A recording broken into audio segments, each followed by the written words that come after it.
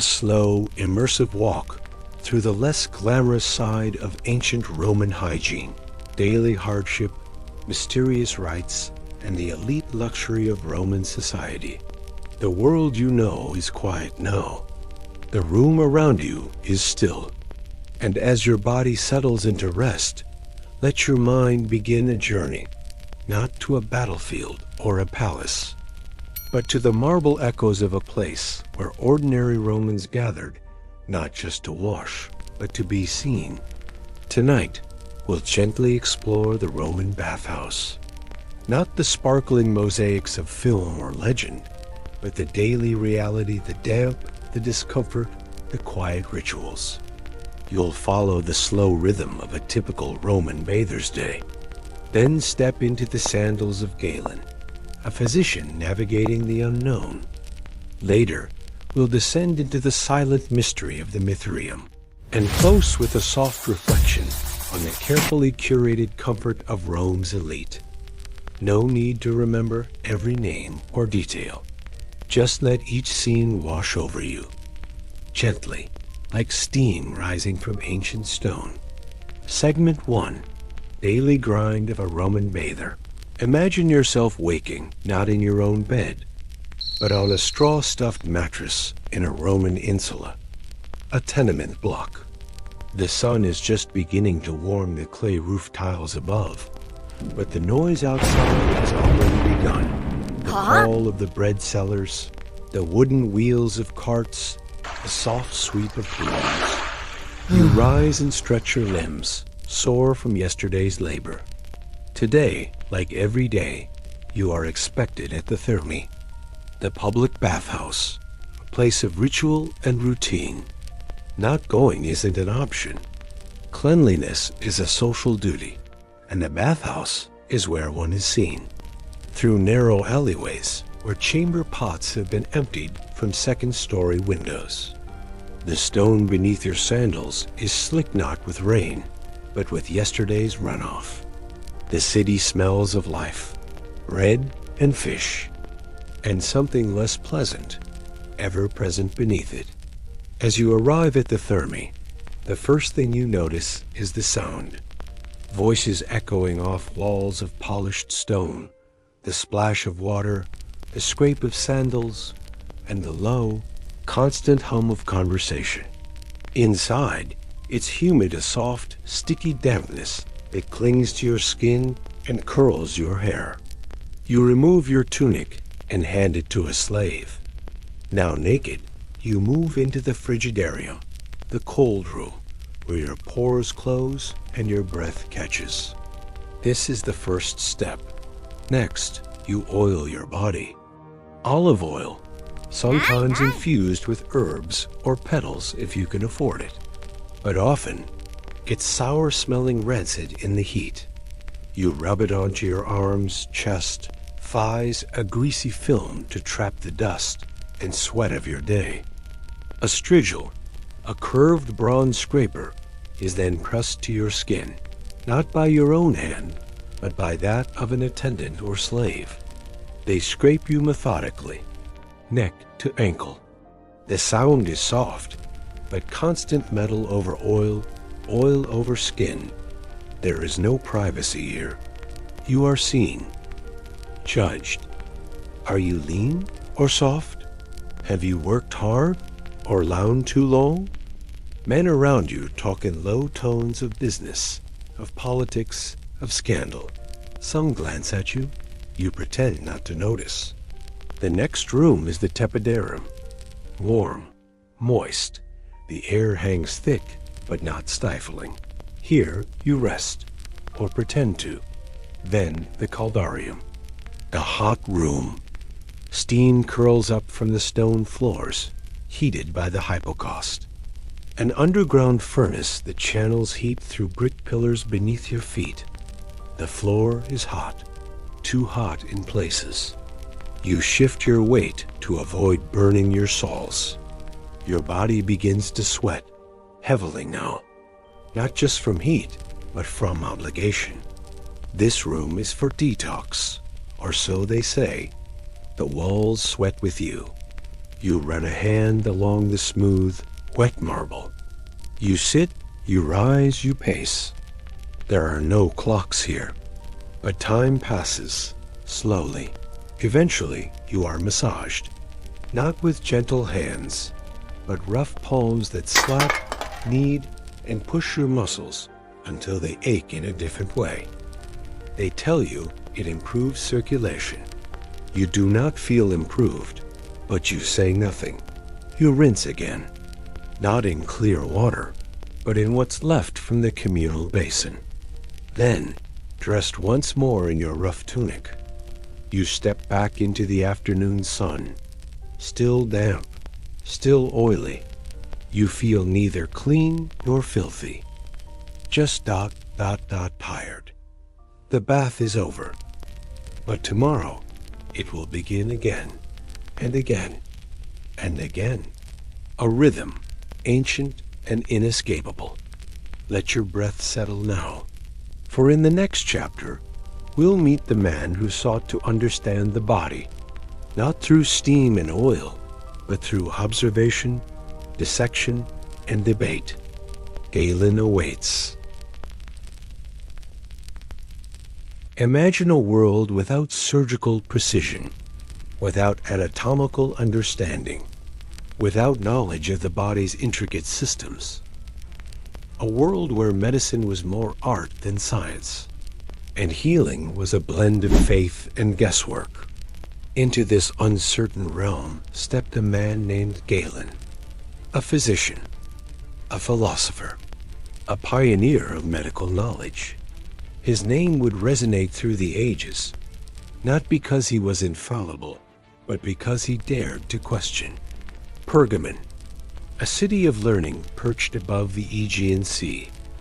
Here, in the 2nd century CE, young Galen takes his first breath, born to a family of intellect and curiosity. His father, architect and scholar, meticulous, inquisitive. From him, Galen inherits a thirst for understanding. A family home is a sanctuary of knowledge. Scrolls on anatomy, philosophy, and natural sciences line the walls. By candlelight, Galen pores over ancient texts. He dissects arguments as others might dissect bodies. Methodical, persistent, driven. At 14, he delves into the world of ideas. Stoicism, Epicureanism. He learns to question everything, to seek the truth behind appearances. But for Galen, ideas alone are not enough. He yearns to mend the broken, to ease suffering, to bridge the gap between thought and action. At 16, Galen's path becomes clear. He enters the realm of medicine. The Asclepieion of Pergamon becomes his second home, a place where healing is both art and ritual. Soon, fate thrusts him into a world of blood and sand.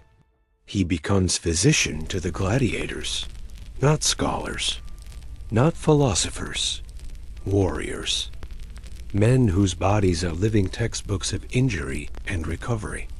In the arena's shadow, Galen's education truly begins. He learns to mend torn flesh, to set broken bones.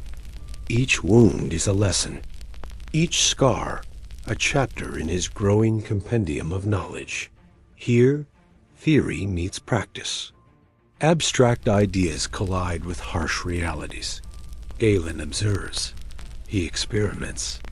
He begins to understand the body not as a mystery, but as a complex machine, one that can be studied, understood, and repaired. The gladiators become more than patients.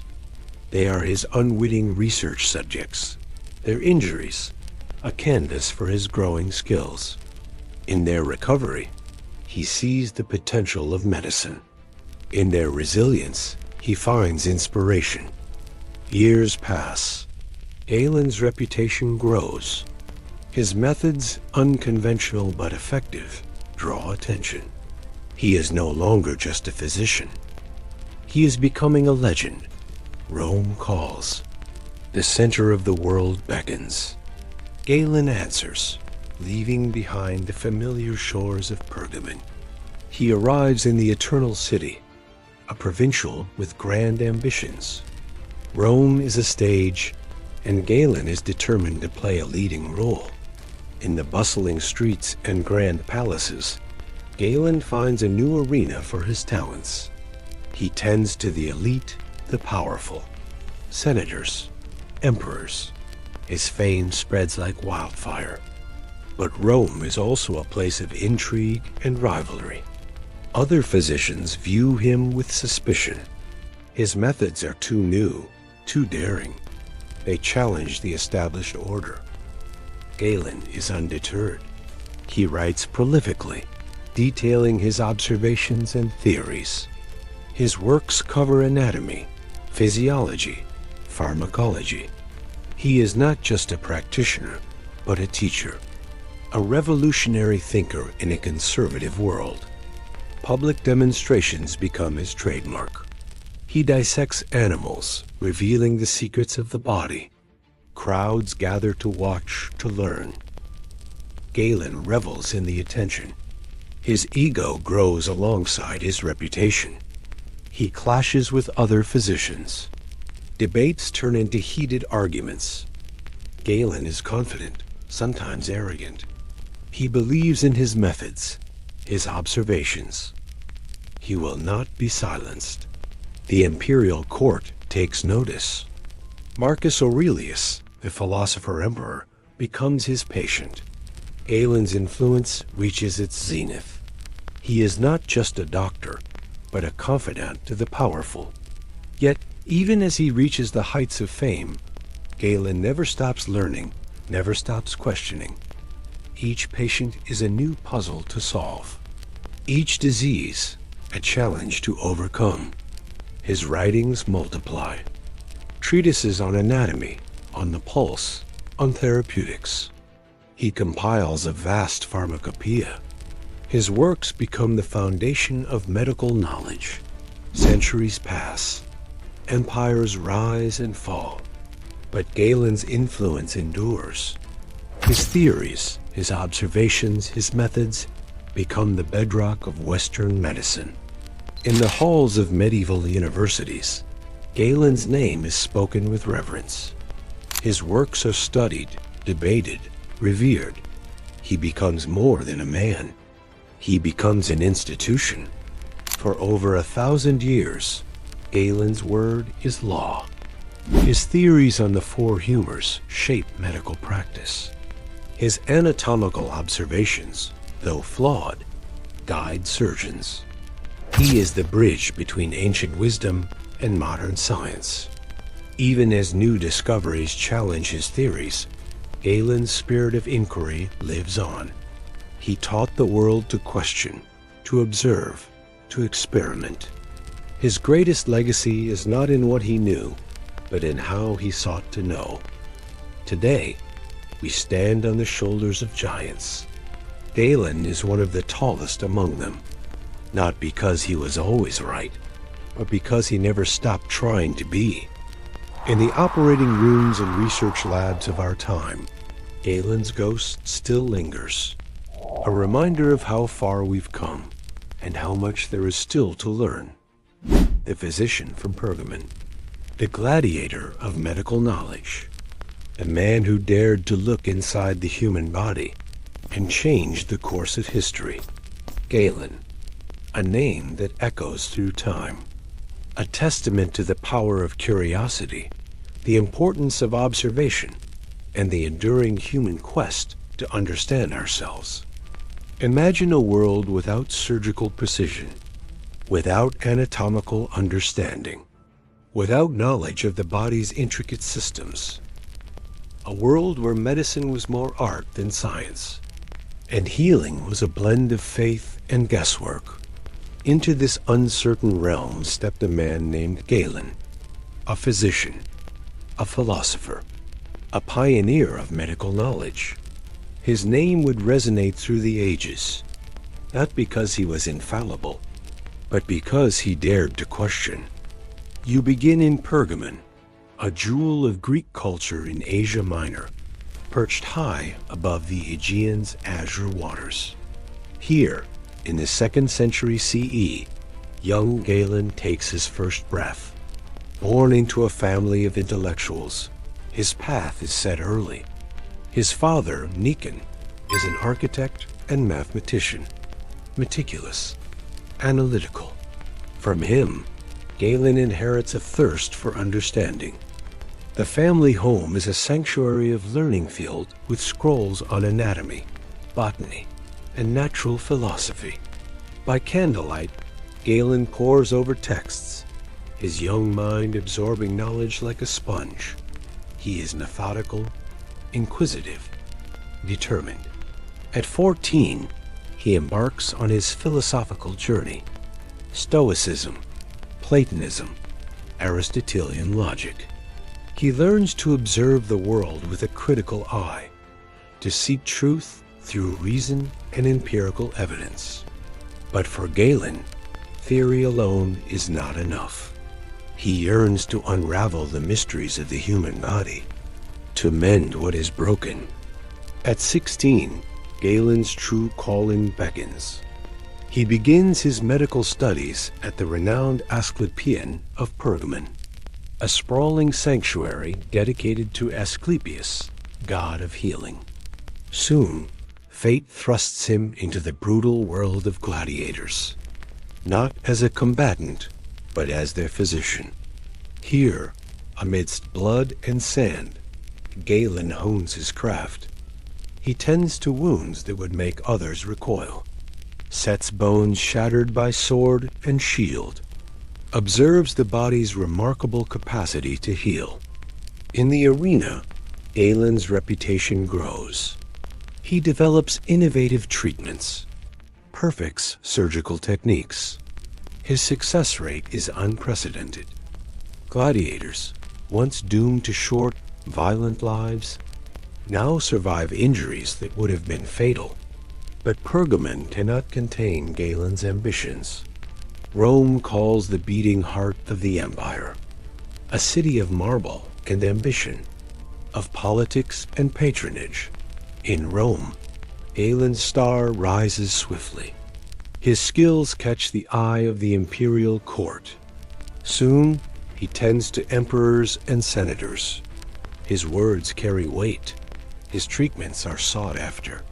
But with fame comes rivalry. Galen's ego grows alongside his reputation.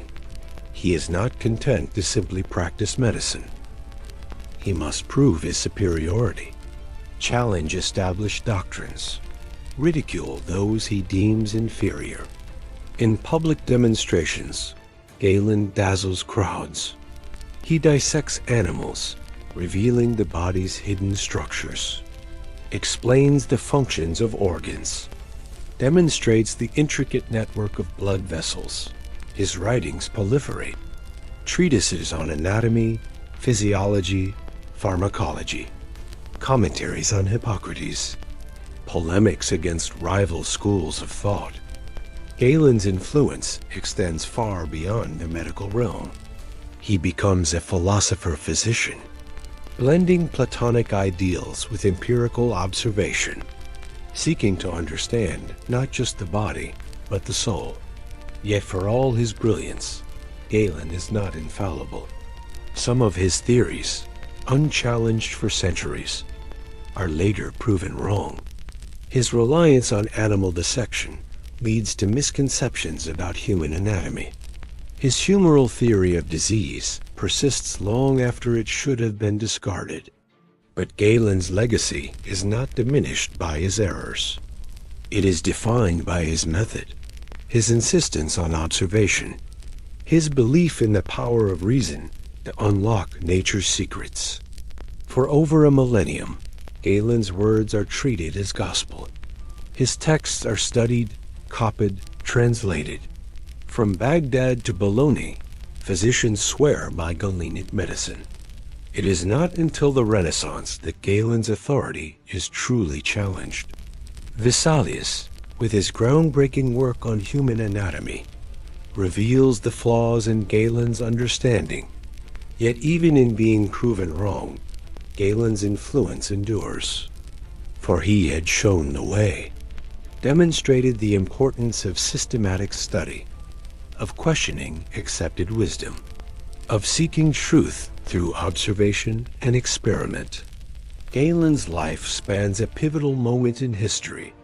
As the Roman Empire reaches its zenith, he bridges the world of ancient Greek learning with the long centuries of medieval scholarship to come. In libraries and universities across the world, Galen's name still echoes, not as an infallible authority, but as a pioneer, a seeker of knowledge, a man who dared to peer into the workings of nature and share what he saw with the world. From Pergamon to Rome, from gladiatorial arenas to imperial courts, Galen's journey is one of relentless inquiry, of pushing boundaries, of believing that the human mind, armed with reason and observation, can unravel the deepest mysteries of life itself. As we look back across the centuries, we see in Galen not just a physician, but a symbol of the human quest for understanding. A reminder that progress comes not from blind acceptance, but from questioning, exploring, and daring to be wrong. In the annals of medical history, Galen stands as a colossus, not perfect, but profoundly influential, a bridge between ancient wisdom and modern science. His legacy lives on in every student who picks up a scalpel, in every researcher peering through a microscope, in every physician striving to heal. For in the end, Galen's greatest contribution was not any single discovery or theory, but the example he set of a life dedicated to knowledge, to healing, to the betterment of humanity. And in that, he remains a beacon, guiding us still. This is my new series called Secret of the City. Each week, we explore the often overlooked history of an ancient city. These are not your typical tourist traps. Instead, we travel to forgotten corners of the urban environment, neglected historical sites, and the stuff right under our noses. Our first stop is here in Rome. The Forum is busy today. Vendors sell sweet grapes. Tourists snap pictures. Everyone is out to enjoy the sunshine and the lingering heat of summer. Yet, what if I told you there was something here that has nothing to do with any of this? What if I told you there was a place where crowds never come, where light rarely touches the ground, a place where you can walk among shadows?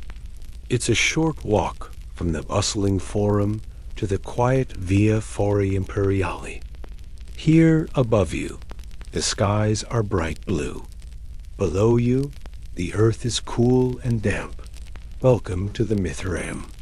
We're going deep. Down and down we go. Deeper still. Past the Forum and the lives of ordinary Romans. Past the sounds and smells of the city. Past all of human clamor and commerce. Deeper still into the earth. Before we enter, let's think about how a secret temple could exist in the heart of Rome. Religion was a fundamental part of Roman life. Every home had a shrine, every neighborhood a temple, every magistrate a duty. As such, the city was covered with places of worship. There was the Pantheon, which celebrated all of the gods. And then there were dozens of shrines and temples scattered around the city, each devoted to some major or minor deity. But amidst all this noise, there was something different. A secret temple hidden below the lives of ordinary Romans. That's right, this is the Mithraeum. Somewhere below the city, tucked away in a labyrinth of tunnels and chambers, you'll find a dark, windowless room. Rough stone walls surround you, and the smell of stale dirt fills your nose. Strange symbols decorate the walls. You strain to make them out, but the carving is rough, the shadows deeper.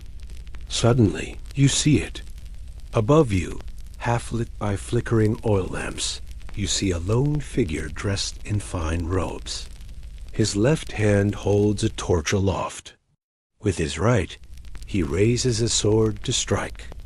And in front of him falls a great bull, its horns broken, its eyes wide. You aren't sure why this image strikes such terror in you. You know only that you should not look away. It doesn't matter that you don't understand this scene. You feel its power in your bones.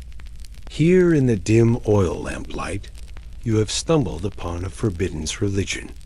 Your first thought is, who is this stranger? He looks stern, foreign, powerful. Over the next few minutes, you piece together what you know. In the first few centuries of the Common Era, as Roman religion expanded and overlapped, there emerged a cult, a mystery religion dedicated to Mithras. Where exactly he came from is unknown. Not Roman, not entirely Persian either. He came from somewhere in between. A composite deity born of eastward travels and Western imagination. His temples de Mithria were not like the soaring basilicas of Jupiter or Apollo. They were built low and narrow. Some were beneath homes, others below bakeries or bathhouses, hidden in plain sight. The entrance was always narrow, the air cool and damp. Walls were often decorated with a single repeated scene.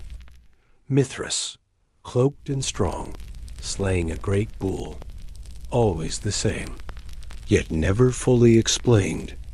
Now, you know this must have been a place of rituals and sacrifice. The carvings on the walls tell you that much.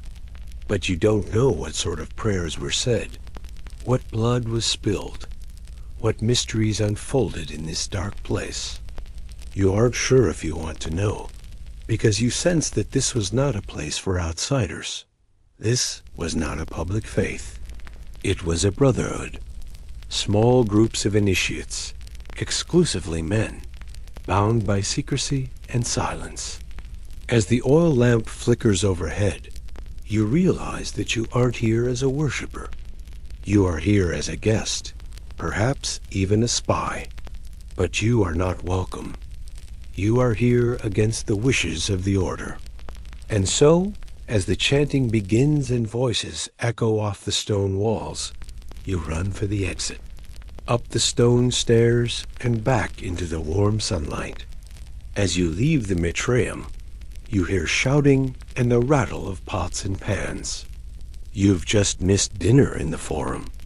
It feels good to get back to the familiar sights and sounds, the bustle and joy of being alive. But something has changed. You are haunted by chanting and shadows. When you think of Rome, you picture magnificent monuments, loud marketplaces, the rumble of chariot races.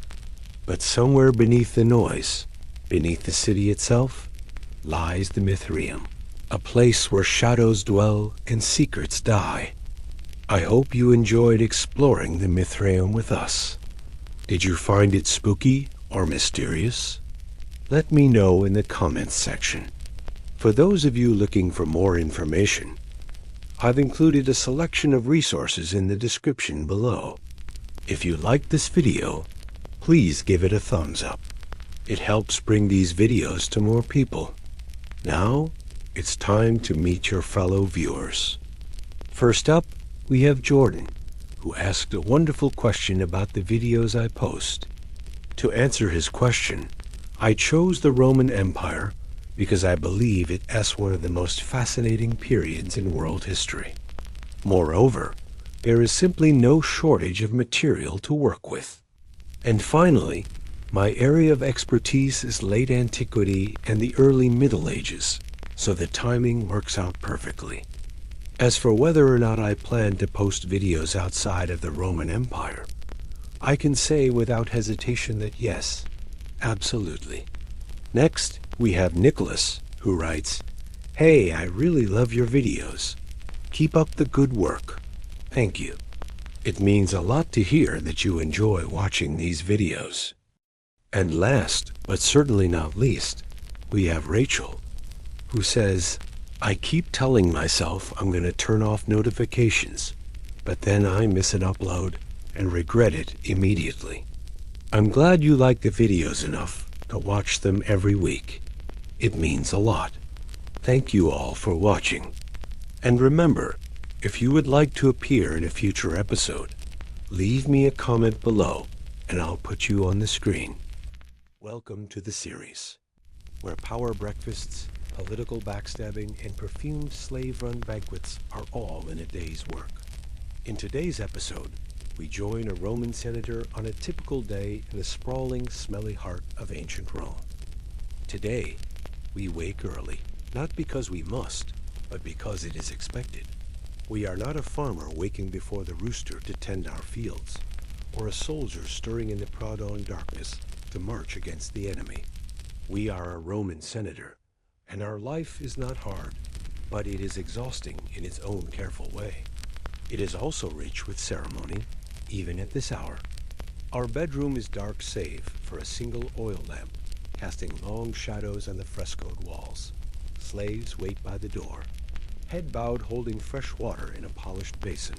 It is time to rise. You rise slowly. The air is cool from the water hyacinths that overhang the marble slabs where we sleep.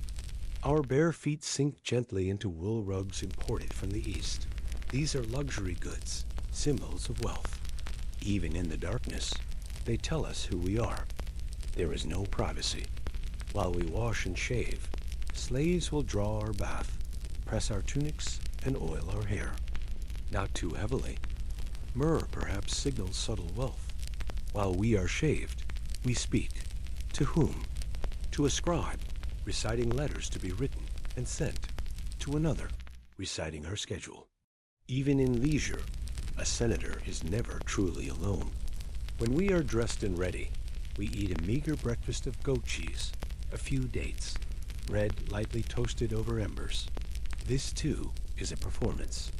We may have slaves to wait on us, but like everything else in Roman life, there is theater to it.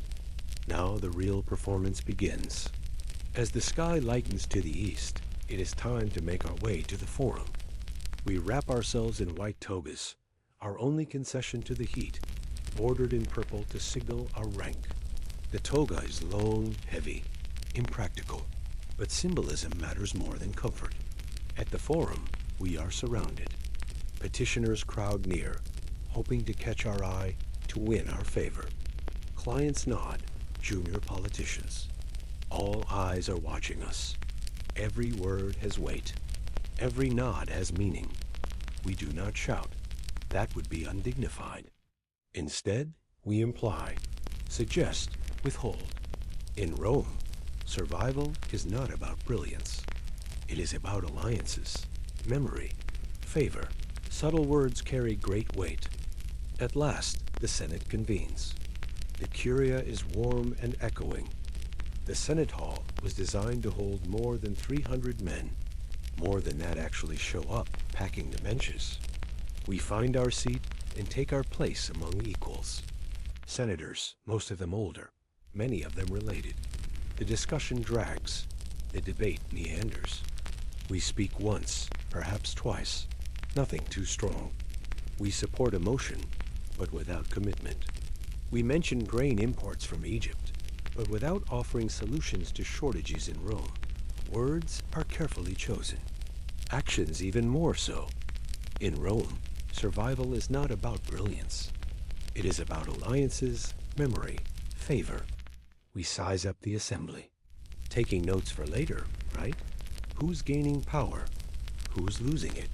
Who's speaking up? And who's backing down? What grudges are out there?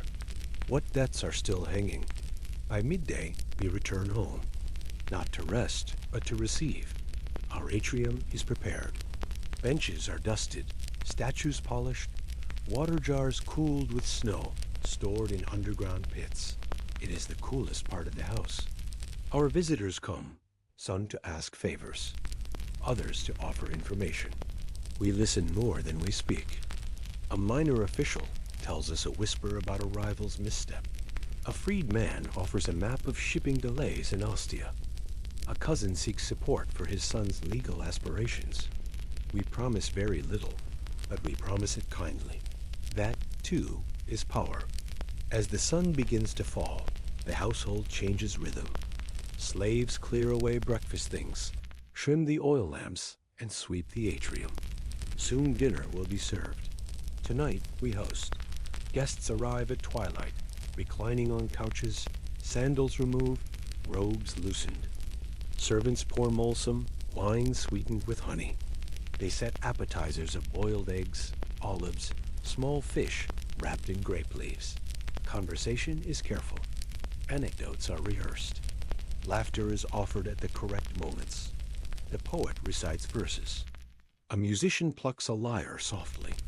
Now comes the first course, honey-roasted dormice, plump and glistening. Then stewed lentils, fig cakes dusted with poppy seeds. Wine flows, but not too much. Drunkenness is for others.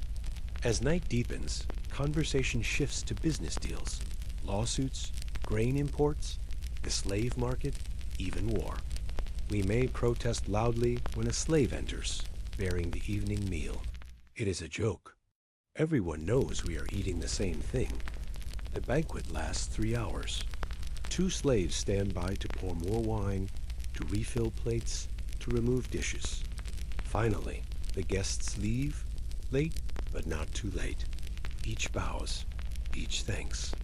Each reaffirms the invisible web of status, favor, and expectation. We are tired, but not from labor. We have said little, but every word mattered. Now we are truly alone. We retire once more to our darkened chamber. Our servants wait. You are far from the stone floors. You are far from the whispers of senators. You are far from the scent of oil and ink. You are here, and you are safe. Let sleep come, slowly, softly, as the lamps go out in ancient Rome. As a senator, your days were filled with performances, with decorum, with endless obligations. You shake off the mantle of power, even as you know tomorrow you will don it once more. In the dim lamplight, your face is lined with thought and fatigue. The weight of decisions past and future presses upon you. For a moment, though, you let it go. In the quiet of your chamber, you savor the rare luxury of doing nothing. The flickering flame dances in your eyes, reflecting the weariness of a life lived in the public sphere. Your mind, however, is sharp, ever calculating, even in slumber. You dream of politics, of victories and defeats, of conspiracies and triumphs. The fate of empires hangs in your dreams. Ah, Rome, eternal city, where power is a heavy cloak and virtue is a rare jewel. As the night deepens, the city stirs. A fire breaks out in the slums, a brawl erupts in the taverns. A lover serenades his beloved under the moonlit sky. Amidst the chaos and beauty, you find solace. Your chamber, a sanctuary of calm in the heart of a tempestuous city. As the stars wheel overhead, you drift into a restless sleep. The sounds of Rome fade away. You are far from the clamor of the forum, the stench of the latrines, the murmur of gossip and intrigue. Here, in the quiet of your own space, you shed the masks you wear so effortlessly. No more the solemn senator, no more the gracious host, no more the master of slaves. You are simply yourself, or perhaps you were, if you can remember who that is. For a fleeting moment, you are free of the burdens of rank, the expectations of society, the demands of a crumbling empire. In this stolen respite, you confront the ghosts of your past, the demons of your ambition, the regrets of a life half-lived. The faintest trace of a smile touches your lips. Is it a dream of victory, a vision of the future, or a mere flicker of recognition? The answer lies hidden in the labyrinth of your mind, buried beneath layers of strategy and subterfuge. Who are you? A man of power or a pawn in a game beyond your control? As the night marches on, the city's heartbeat slows. Rome is a city that never sleeps. yet even it finds solace in the quiet hours. In this vast darkness, you are a speck, a tiny point of consciousness adrift in an infinite sea of time. Are you mortal? If so, what is death but a transition into another form of existence? The boundaries of life and death become blurred, and for a moment, you transcend the limitations of your human shell. The concept of an afterlife flickers at the edge of your awareness.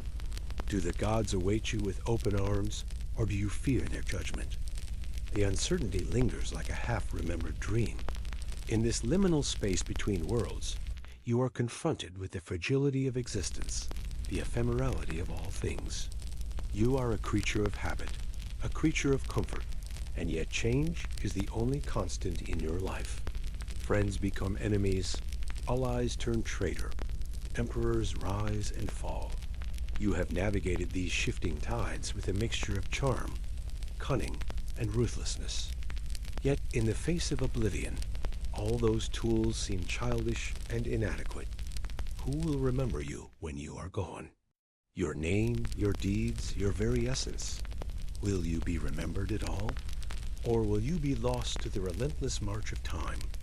A footnote in some forgotten scroll, a whisper in the ruins of a fallen empire. The prospect both terrifies and intrigues you. To be forgotten is to cease to exist. To be remembered is to endure beyond the confines of mortality. But why does any of this matter? Why do you, a creature of flesh and bone, strive for immortality when all things must eventually succumb to the cold embrace of death? Are you merely a puppet dancing to the tune of fate, or do you hold the strings of your destiny in your hands? The question echoes in the vast emptiness, unanswered, yet somehow comforting. As the first rays of dawn pierce the darkness, you stir. Your dreams recede, leaving behind fragments of forgotten stories and half-remembered faces. The night has deepened, the sky has darkened, and now the promise of a new day breaks on the horizon. You awaken not in the hushed stillness of midnight, but in the gentle embrace of early morning tranquility. Around you, the familiar sounds of your household stir. Servants move about, their soft voices hushed as they prepare for the day ahead. In this sacred space between night and day, you experience a rare moment of solitude. No petitioner seeking your favor, no rivals whispering their schemes, no sycophants vying for your attention. It is a stolen moment, a brief interlude in the ceaseless drama of your life. You stretch languidly, your muscles protesting after hours spent in rigid toga and marble chair. For a fleeting instant, you forget who you are, forgetting the burdens of your station, the weight of the decisions that will shape not just your life, but the fate of nations. Lost in the simple luxury of the present, you savor the feeling of the cool linen against your skin, the soothing caress of the scented oil as you anoint yourself. It is a small indulgence, yet in its simplicity, it offers a stark contrast to the complexities that define your existence. As the day begins to stir, you rise, refreshed and renewed. The world outside awaits, teeming with challenges and opportunities. Yet for now, you remain cocooned off, shielded from the clamor and intrigue of Roman life. You are not a senator, not a statesman, not a leader. You are simply an individual taking a stolen moment to be.